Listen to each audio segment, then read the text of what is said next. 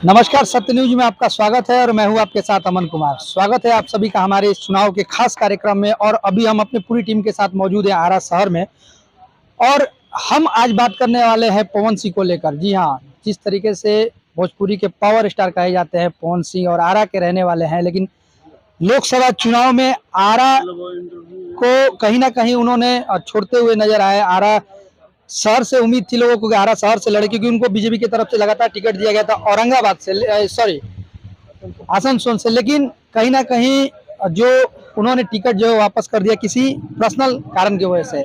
उसके बाद वो निर्दलीय जो है काराकाट से चुनाव लड़ रहे हैं।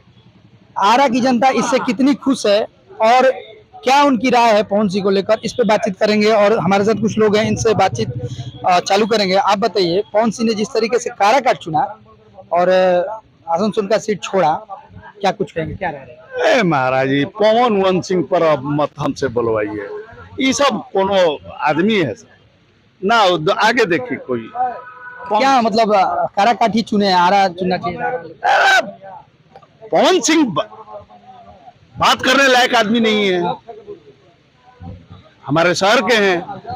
पवन सिंह ये सब बात पूत करने लायक नहीं। कलाकार वो भी है, कलाकार आप भी एक ना, हम अगर वो कलाकार हैं तो हम नहीं है कलाकार।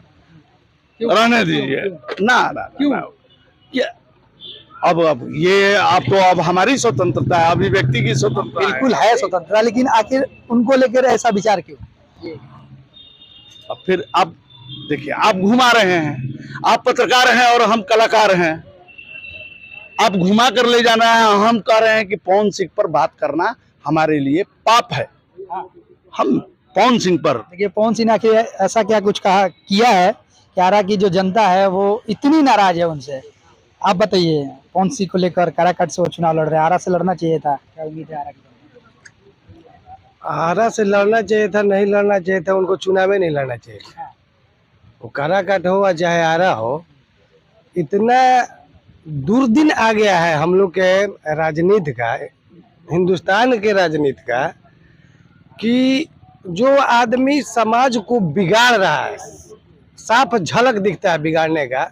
अब बिगाड़ने इन द सेंस कि आप भोजपुरी को महेंद्र मिश्र कहाँ लेके गए, भिखारी ठाकुर कहाँ लेके गए, मत्स्येंद्र नाथ, गोरखनाथ, भाट, भटरी, कबीर का जहाँ बात कीजिएगा तो भोजपुरी को जहाँ जिस जगह पे लेके गए, उस जगह के बाद अब ये लोग भोजपुरी का उसी स्तर से स्तर गिराने का काम कर रहा है। अब आप जो आज तक किए अपने गाना के माध्यम से, आप हीरो है, आप गायक हैं, अच्छे गायक हैं, तो जो अच्छे गायक है तो आप वैसा गाना ना गाइएगा जिससे समाज को बेनिफिट मिले। हम कलाकार हैं तो वैसा काम करेंगे जिससे समाज कुछ सीखे, समाज को कुछ अर्न हो। आप अर्न के जगह पे समाज को आप धरातल में लेके जा रहे हैं। बेटी बहन आपका गाना नहीं सुन सकती है, परिवार आपका गाना नहीं सुन सकता है, अश्लीलता को आप लोग मिल के बढ़ावा दे रहे हैं। और जो आदमी अपने भाषा को, हम लोग को मातृभाषा कहिए भोजपुरी को, और उसको आप सही जगह से नहीं लेके जा रहे हैं। अपने माता के वचन के लिए आप कह रहे हैं कि हम चुनाव लड़ रहे हैं। एक तरफ आप अपनी मातृभाषा को कहाँ लेके जा रहे हैं, एक तरफ आप अपनी माँ के वचन को आप जनता के सामने दिखा रहे हैं कि हम अपनी माँ के लिए चुनाव लड़ रहे हैं। और रही बात आरा नहीं लड़ने की, काराकाट नहीं लड़ने की, तो सलाहकार इनका जो भी होगा। और दूसरी बात यह है कि ये लोग जाति गणना के हिसाब से कहाँ हम फिट बैठेंगे। यहाँ पे चूंकि उनके कास्ट के यहाँ पे ऑलरेडी सांसद रहे हैं और वो जानते हैं कि अच्छा काम किए हैं, यहाँ पे आने से जमानत जब्त भी हो सकता है। आसनसोल का स्थिति आप सुन लिए कि आसनसोल से ये चुनाव इसलिए नहीं लड़े चूंकि अब बिहार, बंगाल, उड़ीसा, यूपी हमारे भारत से अलग कुछ नहीं है। आप बंगाल के बारे में गलत गा रहे हैं, आप उत्तर प्रदेश के बारे में गलत गाइएगा तो सब हमारा परिवार है। एक हमारा सवाल है, उन्होंने कल परसों के बयान में उन्होंने कहा है कि काराकाट में अगर हम जीतते हैं, जीत कर आते हैं तो मिनी फिल्म सिटी का वहाँ पे जो है निर्माण करेंगे। आरा के लोगों से उम्मीद थी, आरा के लोग, आरा के रहने वाले, आरा में भी कुछ करना चाहिए था। पहली बात तो यह है कि वो जीत के आएंगे तब ना, पहला बात तो यही पे होता है कि जीत के आएंगे।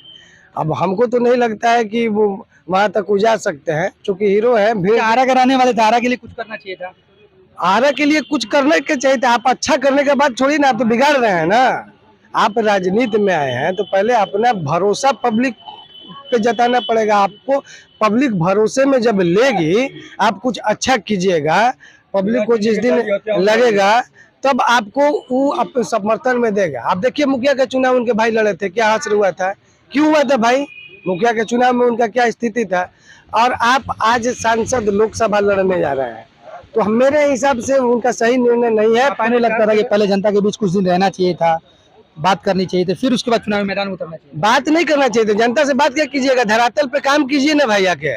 पहले आप काम कीजिए, आपकी स्थिति वैसी है कि आप कुछ कर सकते हैं जनता के लिए, पब्लिक के लिए आप कुछ अच्छा कर सकते हैं, लेकिन आप अच्छा करने के बजाय कुछ कर ही नहीं रहे हैं। और चुनाव लड़ना बहुत आसान चीज आज की डेट में हो गया है, और निर्दलीय आप लड़ रहे हैं, ये आपकी मर्जी, आपके पास पैसा है, अपना जो लगाना है लगा रहे हैं।